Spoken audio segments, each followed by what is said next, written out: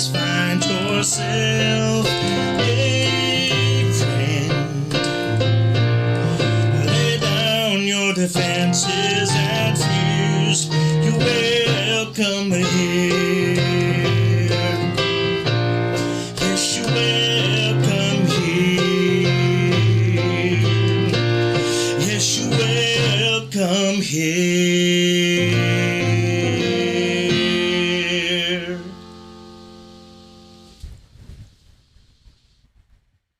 Good afternoon. I'm Reverend Dave Thompson. I'm really excited to bring you back to our Civil Human Bible study today. And it looks like we're having some connection issues. Hey, give me just a second and I'll be right back here.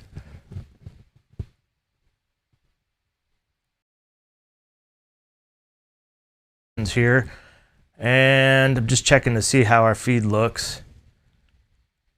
Well, we're going to go ahead and try to move forward. It looks like the upload speed is not fantastic at the moment, so it's one of the glories of being live. Anyway, I'm Reverend Dave Thompson. I'm really excited to have you back to our Civil Human Bible study today. As I've told you before, I'm a civil human servant, and so what that means is that I focus my work on building human peace and common ground. So it's in that effort that I'm actually looking at our own scriptures, my spiritual heritage, that is, all humans, regardless of our different faiths and our different politics and our different ways of living. And I'm really excited actually about this particular section of scripture. In particular, one of the reasons is that it is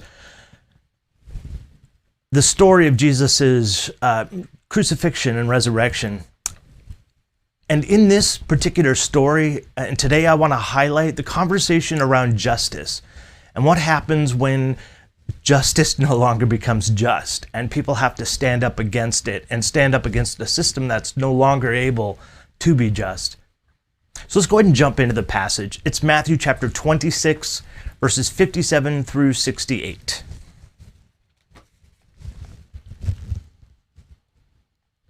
Starting with verse 57.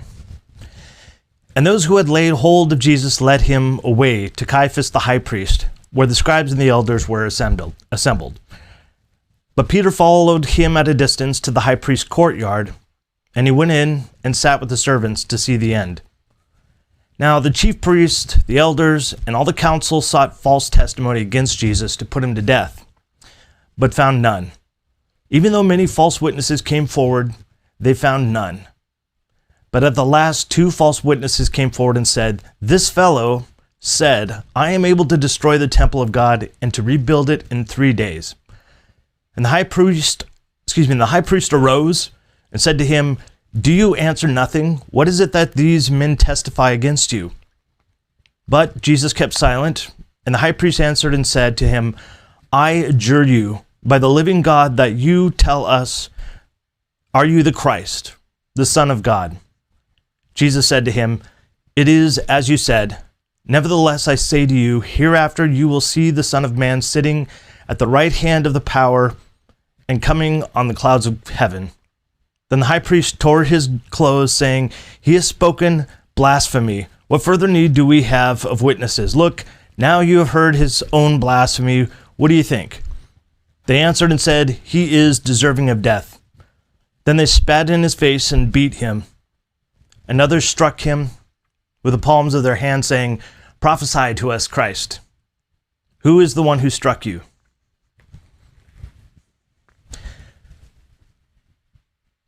There's a lot really in this passage that we're going to walk through to get an idea of what's happening in this ancient culture, why they're at the temple of the high priest, why he's tearing his clothes, and what is happening as far as justice and actual evidence, providing evidence is concerned. And talking about, I want to wrap, that is, at the end I want to talk about Jesus and his particular method for addressing injustice and the suffering of other people. And I want to wrap that up into conversing about how we as humans can learn from this particular story and example to see how we can attack injustice and the most productive way to do that. So let's walk through the passage a little bit. To start with, I want to set it up a little bit. This is the very end of Jesus' story. Matthew has written us in the first century. He wrote this to the Jewish audience largely, and so he's telling the story of Jesus to people who may not have heard it already. And we have the added benefit of having this particular manuscript or copy of a manuscript handed down through the generations that we now conveniently have wrapped in a leather binding we call the Bible. And this is the beginning of the end for Jesus. Our last study, remember, he was betrayed by Judas, who came in and kissed him as a sign of who it was that they were supposed to arrest. They arrested Jesus and the disciples fled. None of them hung around. Except that we have Peter in this passage actually kind of sneaking around to try to get in to see what's happening. This is a point at which Jesus is on his own. And we talked a little bit about that, how standing for justice and standing against a system is all well and good and seems great, and people will get behind us when we do that, when we stand up. But when it comes down to paying the price for it, when it comes down to becoming the martyr, that's a far more difficult thing. And we talked about what it is like to experience abandonment of our friends and those who are supporting us. So let's walk through this actual, really unofficial court that's assembled and why they do it that way. So the first thing we see is that Jesus is taken to Caiaphas, and he's the high priest. So the way that this all unravels, so this is them trying to provide an official court and an official jury of their elders and the Sanhedrins, those people who taught the law and who were the religious leaders of the day, essentially their supreme court, really. So they're bringing Jesus to Caiaphas's palace. Here's a weird thing. Normally, especially because Jesus is such an important figure for people in that time period, everybody knew about Jesus because he was different than everybody else, because he didn't go through the synagogue and the religious leaders. He went his own and out on his own and spent all of his time with those who really needed help and were being ignored by the religious leaders. And so Jesus was quite controversial, and the religious leaders, as we're going to see, do not like him. And so rather than bringing him into more official kind of court experience, which would be in the temple, which is basically their supreme courthouse, they could have also brought him to any synagogue, which would be kind of like a local church for us, but essentially is what they call synagogue, and still today in Jewish communities. But they don't even do that. They bring him to Caiaphas's house, which really is a palace. And I want to just explain what the high priest is. So the high priest is the one who's the top of the food chain when it comes to their religious leaders. This is the individual where the buck stops, essentially. Now, at this time in history, Israel is ruled by Rome. So they are under Rome's essential governance. And the way that Rome keeps in control of anybody who's underneath them is they will appoint procurator, who is an individual who manages the politics of the area, and they stay in control of the religious leaders. So Rome was the one who actually appointed Caiaphas. Caiaphas wasn't elected from his own religious peers. Rome was the one who chose him. So it's likely that Caiaphas is well connected with the Roman people. And clearly he's living in a palace, which is very nice because it has a courtyard, and most houses just don't have it. It's like a very nice place. And even more than that, he's got servants, which means that he's probably very wealthy, which is frustrating when you think about it, because here's an individual who's supposed to represent the greatest person in their faith, but who is living in great luxury off of the suffering and the backs of the poor and suffering. So, the religious leaders, the elders, all of the people who are decision makers and who are influencers and important people have all gathered at the palace, and Jesus is brought before them. Peter seems to kind of hang back a little bit. It says here that he sits with the servants in the outer court, which is kind of a little far away, but he can still see what's going on. And that's going to come into play in the story tomorrow when we talk about Peter denying Jesus to those servants. So Jesus is brought into this courtyard, and they try everything to find evidence or proof that he has broken the law at all, but they are not able to find anything. Because Jesus hasn't broken any rules. He's not done anything bad. If anything, he can be accused only of being probably the best example of how to be a good person in their society. He spent his entire life taking care of the sick and healing them and reaching out to the people who are outcasts, the prostitutes, the lepers, the people who are untouchable. So there's really nothing that they can bring against him, except for this. There is a law in the Jewish history that says that blasphemy is a capital punishment. And blasphemy is essentially anytime somebody says something horrible or slanderous or negative about God, maybe calling God a false god or an evil god, whatever it is the case, in their law, it is a capital offense. And so when Caiaphas actually stands up and says, okay, let's just cut to the chase, Jesus. Are you the Messiah, which means the King, the Son of God, meaning the Son of God? And Jesus says, it is as you have said it. I love the fact that he always does this. It's kind of Jesus's shtick is to be humble about things. He never really claims anything about himself, but he always allows other people to claim it for him and points it out. You know, you're the one who said it. And then he follows it up with a statement that he has not said before, to these people especially. But from here on out, I will never be seen by you except when I come in power at the right hand of God on the clouds. So Jesus is essentially telling him, you know what, right now, after this point, you don't get to have happy Jesus. Really, it's not the sitting in the temple talking with you Jesus. After this point, Jesus is basically telling him, this is the judgment. You have crossed the line, and the only thing that you're going to see from me, or from that, for that matter, from God, is going to be the justice and the retribution of the horrible things that they are going to do to Jesus, which is a really interesting thing because Jesus never has that sort of strength statement that he throws out at people. And so it really is an interesting perspective of how frustrated he is right now and probably how upset he is with the justice system. And then we have Caiaphas tearing his clothes, which sounds really weird, but in their culture, when you show a sign of grief or of frustration or of anger or of distress, you would tear your clothes. And especially if you're wealthy, it was even more impressive because you would, be shredding designer clothes that are very expensive. And so we see Caiaphas putting on this huge drama, which is ironic because it's what Jesus calls them, actors. I'm going to talk a little bit about that later.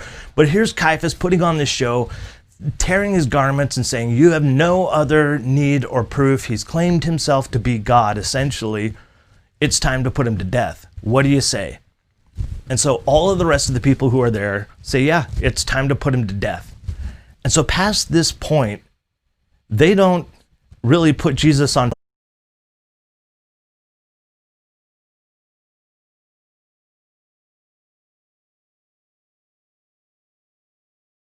in particular is that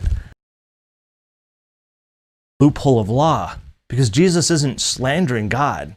He's not saying anything negative about God the Father. In fact, what he's actually saying is that I'm going to be a part of this retribution. So there's not really a breaking of the law, but nonetheless, it's how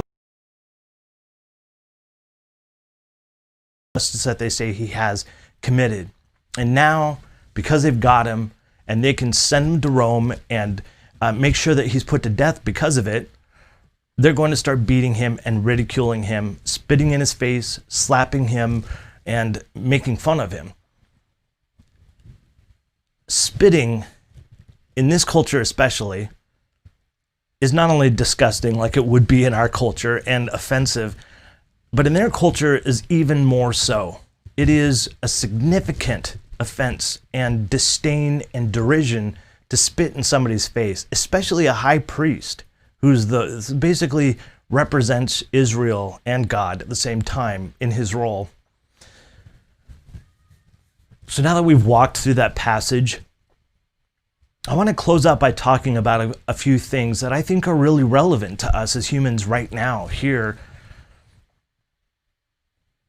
This is happening to Jesus because he was showing the leaders for who they truly were. They were living in luxury off of the backs and off of the offerings and gifts of the poor and those who could barely afford it. They were hypocrites who were demanding these high expectations of purity and in every vice and indulged in every freedom that they wanted to. They were also completely hypocritical in the fact that they would say one thing and do another in every aspect of who they were. I want to draw some correlations here to our day here and now. I come from a very conservative background, evangelical Christian, and I was very much a part of this way of living, this idea that purity is the more I'm able to be safe from going to hell, but also to be more favorable to God and so therefore have better things happen to me. This is the message that Jesus fought against. Because for him, all that does is create a system that oppresses people with rules. And his whole point, his whole compassion, help the suffering, heal and treat the sick, give clothing to the naked, give shelter to those who don't have a home, visit those who are infirmed and those who are in prison. It's helping the suffering, and that is exactly what the leadership was not doing. I sit today in our current culture and culture that I came from. I'm disheartened and upset that these leaders have become the very thing that Jesus fought against. They live in absolute luxury, off of the gifts and the sacrifices of the poor and the elderly. They demand a high lifestyle of purity, not drinking alcohol, not engaging vices, not having any luxury, and yet they themselves indulge in it all the time. I think what is challenging to me right now is that if those of us who are from a religious community actually follow the teachings of Jesus, we would find ourselves at odds with many in the church today. And that's upsetting. But I want to talk about this last thing as we close today, and that is about justice. The way that the people, the religious leaders handled Jesus's situation has some telltale signs of what we can as human beings look for when we're trying to figure out if something is just a circus show or if something is truly justice and truly providing a good analysis and a fair judgment to somebody. The first thing that I think is obvious here is that when they were trying to do their version of justice, it was done in secret. Nobody could watch it. Nobody could participate in it. It was closed. Jesus was guilty before he was in it, and they gave him no opportunity to bring his own evidence. That today, in the people who do not allow us the opportunity to see through the things that are happening, who really should have input in it. And that's difficult to have justice when everybody can't see what's going on. The other thing is that it's dramatic. In my experience, people who are at court and who are trying to do a just and a fair event, they are not dramatic. Sure, there's some drama around the court, but certainly not to the point of ripping their clothes and putting all this show on. To me, it's almost a telltale sign of somebody who is trying too hard. There's derision, humiliation, and torturing. When I see somebody who spends their time deriding individuals who have not been proven to do anything wrong, but who simply come out and humiliate them and who torture them through the use of our justice system by laying on them lawsuits that are frivolous to bury them in paperwork, by not paying their bills like they're supposed to do, but burying those people in mounds of paperwork. These are ways that injustice happen, and the ways that and things that we can keep an eye on as we move forward as human beings, to look for these signs, to see if these to give us a hint at whether we need to pay more attention to something or not. In closing, when justice can be used, when the law can be used to cause suffering and to cause injury to those who are doing good, then it is no longer a just law. And I pray that we as a society, not only as just human beings, not only as Americans, those of us who live in America, but all over the world, that we start to look at justice as being something that's not a tool to be used by leaders to keep power, but as a tool to alleviate the suffering of those who are hurting in our lives, to alleviate the ability of people to take advantage of others. I appreciate you joining me today. Tomorrow we're going to be talking about Peter's denial. He's going to deny Jesus. And I want to talk a little bit about what that looks like, not only from a perspective of the reality of our human nature failing at times, but also how we build ourselves back up and how we become a better person after we do something like that. Thank you for joining me in this Bible study. I really appreciate your thoughts and reflections, and would love it if you would put those comments below the video.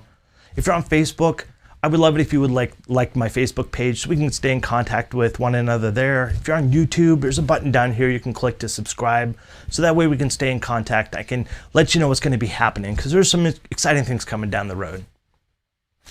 And until tomorrow, when we see each other again, live at noon, I want you to know that I love you. And I hope you choose to love yourself. It's the only love in this world that we have any control over. And now I would invite you, as we go about the rest of our day, to love those around us the same way. Thank you.